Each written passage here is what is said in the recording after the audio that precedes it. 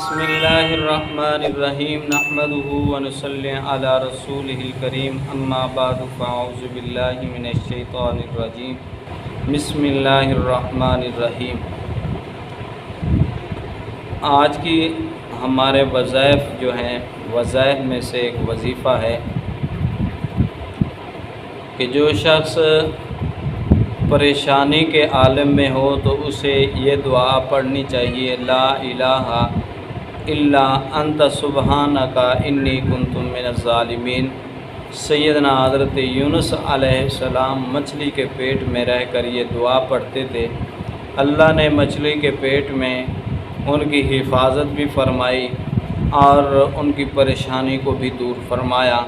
جو شخص جتنا اس کو پڑھے گا اللہ تبارک و تعالی اس کی اتنی پریشانی دور فرمائیں گے۔